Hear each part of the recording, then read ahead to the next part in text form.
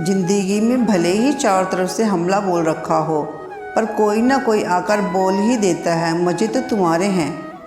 मरने के बाद रिश्तेदार बहस करते हैं कि रोटी हमारी तरफ से होगी, लेकिन वही शख्स जब बीमार पड़ जाए तब कोई नहीं कहता कि दवाई हमारी तरफ से होगी। बुद्धि सबके पास है, चालाकी करनी है या ईमानदारी, वो संस्कारों पर निर्भर करता है। चालाकी 4 दिन चमकती है, ईमानदारी ज़िंदगी भर निकटता बनाए रखती है। दुखी दिल पानी से भरे गिलास की तरह होता है, जरा सा ठेस पर ही छलक पड़ता है। दुखी मन कभी कोई शिकायत नहीं करता, लेकिन अंदर ही अंदर वह रोता रहता है।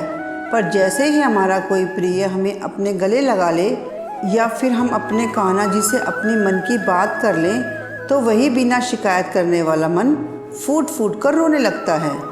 चुप रहने से बड़ा कोई जवाब नहीं है और माफ़ कर देने से बड़ी कोई सज़ा नहीं है।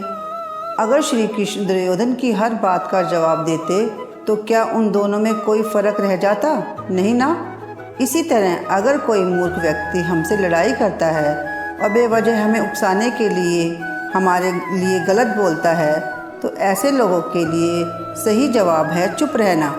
क्योंकि आप जितनी ही उन लोगों से बहस करेंगे वो उतना ही आपका समय बर्बाद करेंगे, क्योंकि उनके पास आपको नीचा दिखाने के अलावा कोई और काम नहीं है। लेकिन आपको खुद को ऊंचा उठाने के लिए खुद पर मेहनत करनी है।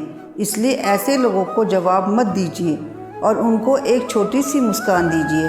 ऐसे लोगों को माफ़ कर देने में ही भलाई है, क्योंकि हम उनको ऐसी सज़ा नहीं दे पाएंगे जैसा कि भगवान ने उनके लिए बना रखी है।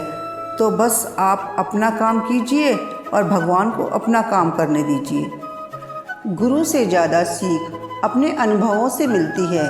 गलतियाँ, असफलता आपको बहुत कुछ सिखा सकती हैं। गुरु तो हमें सिर्फ किताबी ज्ञान देंगे, लेकिन गलतियाँ हमें दुनियादारी का ऐसा ज्ञान देंगी कि हम अपने से ही धोखा खाएंगे और हमें पता भी नहीं चलेगा। ये हमारे गोविंद की ही एक लीला है। हमें ठोकर खाकर ही पता चलता है कि कौन अपना है और कौन पराया। झुकना अच्छी बात है, नम्रता की पहचान है, मगर अपना आत्मसम्मान खोकर झुकना पड़े तो खुद को खोने जैसा है। कोई भी रिश्ता बचाने के लिए झुकना ज़रूरी है और वह सही बात है, लेकिन जहाँ बात सम्मान की आ जाए वहाँ हमें झुकना नहीं चाहिए, बल्कि हमें आवाज़ उठानी चाहिए और हो रहे अपमान का विरोध करना चाहिए।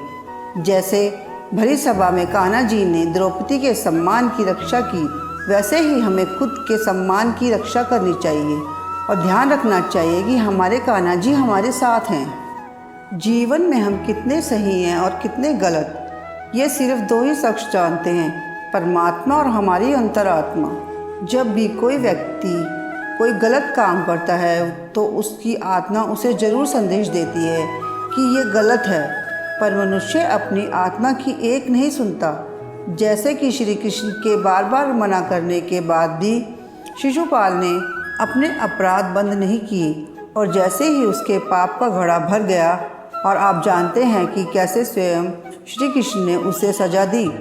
चाहे कोई भी व्यक्ति अपनी अंतरात्मा की आवाज़ ना सुने, पर परमात्मा उसे एक दिन उसकी गलती की सज़ा ज़रूर देते हैं। बस उसके पाप का घड़ा भरने की देर है।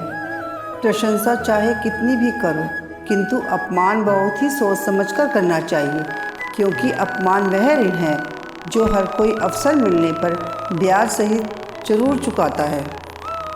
अकड़ तो सब में होती है, पर झुकता वही है जिसे रिश्तों की फिक्र होती है।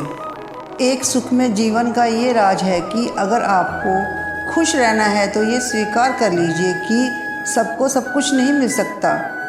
क्या पता हम जिसको देखकर ईर्ष्या कर रहे हैं वो हमें देखकर ईर्ष्या कर रहा हो। अगर किसी के पास धन है तो वह रिश्तों के लिए तरस रहा है, और जिसके पास रिश्ते हैं वह धन के लिए।